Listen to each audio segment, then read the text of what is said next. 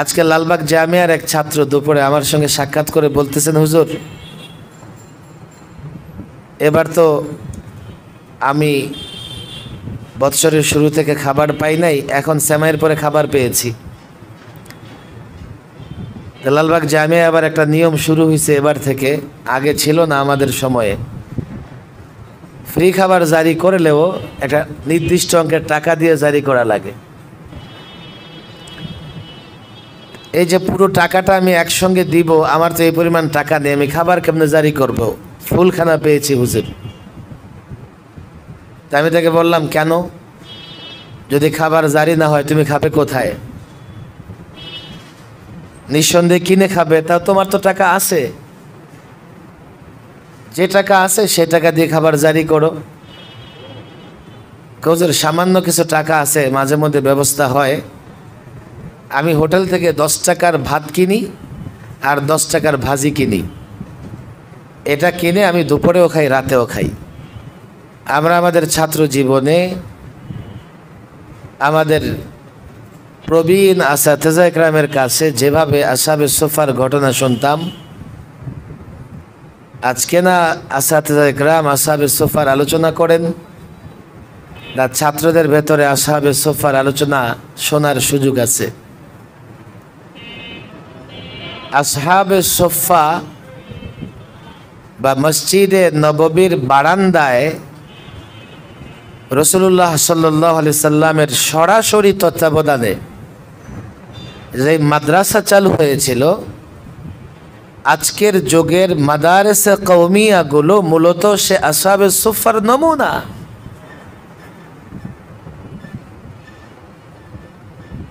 আসহাবে সুফা মূলত এই মাদ্রাসা মসজিদ নবীর বারান্দায় তৈরি হয়েছিল গরিব মুহাজিরদের জন্য। গরিব মুহাজিরদের থাকার জায়গাও ছিল না। তো মসজিদে নববীর উত্তর পূর্ব কোণায়, অর্থাৎ রাসূলুল্লাহ সাল্লাল্লাহু আলাইহি সাল্লামের রওজার ঠিক বিপরীত দিকে, ইতিহাসের কিতাবে তারিখের কিতাবে এসছে 8 metre by 12 metre, 8 metre by 12 মিটারের একটা সাফরা তৈরি করে দিলেন রাসূল সাল্লাল্লাহু আলাইহি সাল্লাম। সোফা মানে হচ্ছে চত্বর, ময়দান। মসজিদে নববীর বিটার ঠিক বরাবর করে ময়দানের কোনায় রাসূলুল্লাহ একটা তাঁবুর মতো ছাপড়ার মতো করে দিলেন, আর তার শুরুতে সাইজ ছিল 12 মিটার বাই 8 মিটার। আমি আরবদের কিতাবে এই মাপজোক পর্যন্ত দেখেছি। সেখানে গরিব মুহাজির সাহাবা একরাম থাকতেন এবং ইলম অর্জন করতেন। আজকালের মাদারেসে কওমিয়ার সঙ্গে আসহাবে সুফাকে কেন তুলনা করা হয়? আসহাবে সুফাতে যে সমস্ত সাহাবা একরাম ছিলেন, তাদের রিজিকের ব্যবস্থা কি ছিল? তাদের রিজিকের ব্যবস্থা ছিল জাগির। এখনো গ্রাম দেশের মাদ্রাসাগুলোতে মাদ্রাসার ছাত্ররা আশপাশ মহল্লার নানা বাড়িতে জাগির থাকেন। সকালে যান, দুপুরে যান, বিকেলে যান, খাবার খেয়ে আসেন, খাবার নিয়ে আসেন।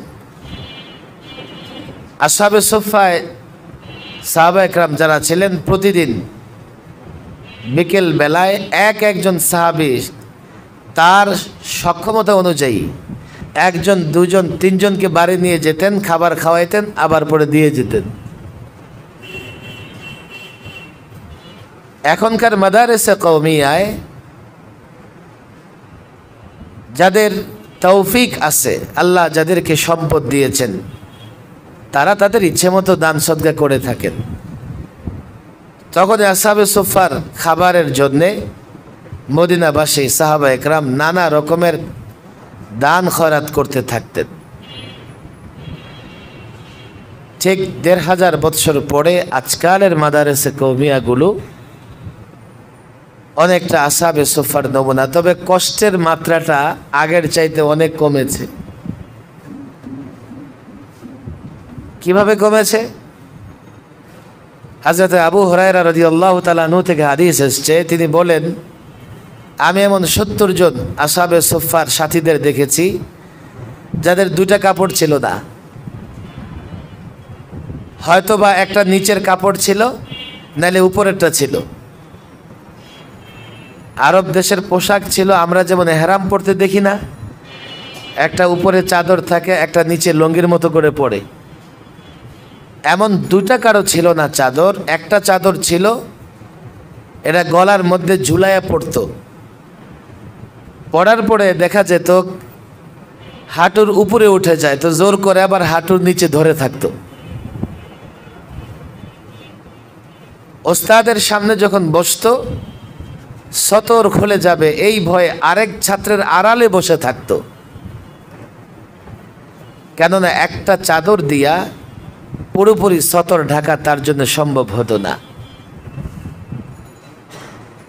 আসহাবে সুফফার যে বর্ণনা হাদিসের কিতাবগুলোতে এসছে,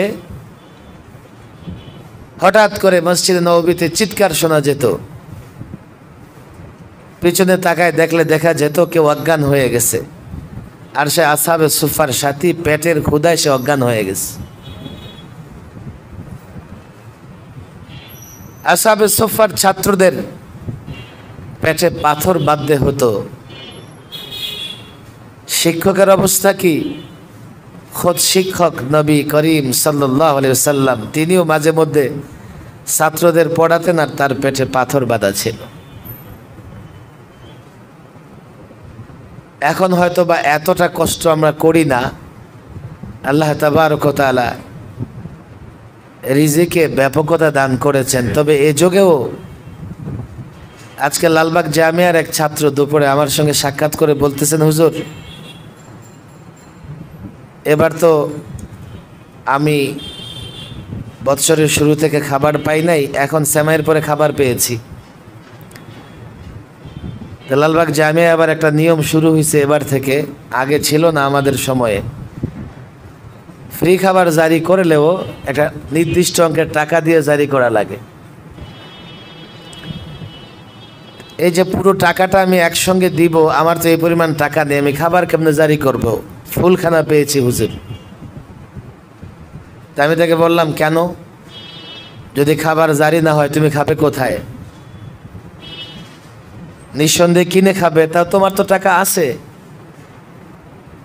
যে টাকা আছে সে টাকা দিয়ে খাবার জারি করো। হুজুর সামান্য কিছু টাকা আছে, মাঝে মধ্যে ব্যবস্থা হয়, আমি হোটেল থেকে 10 টাকার ভাত কিনি আর 10 টাকার ভাজি কিনি, এটা কিনে আমি দুপুরেও খাই রাতেও খাই, আর সকালবেলা আমি মাঝে মধ্যে মুড়ি চিড়ে এটা খাই। ঢাকা শহরে সাধারণত যাদের পয়সা আছে তাদের সন্তানেরাই আসে। আমি ঢাকার বাইরেও নানা মাদ্রাসার প্রোগ্রামে যাই। একবার নেত্রকোনা এক মাদ্রাসার প্রোগ্রাম সেরে ওরা আমারে খাবার দাবারের জন্য মাদ্রাসার ভেতরে নিয়ে গেছে। মাদ্রাসার ভেতরে গিয়া দেখি ফ্লোর কাঁচা, আর মাটির উপরে ছাত্ররা কাঁথা বিছাইয়া শুয়ে আছে। শীত এত প্রচণ্ড, কম্বল গায়ে দিয়েও থাকার মতো না।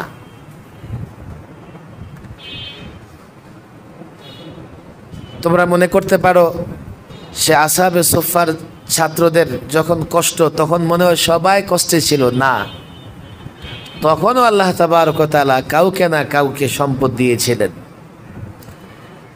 এই মাদারেসে কওমিয়াগুলো মূলত আসহাবে সুফফার নমুনা। দিন এবং দিনের তালিম কষ্টের মাধ্যমে আসে, কষ্টের মাধ্যমে আসে।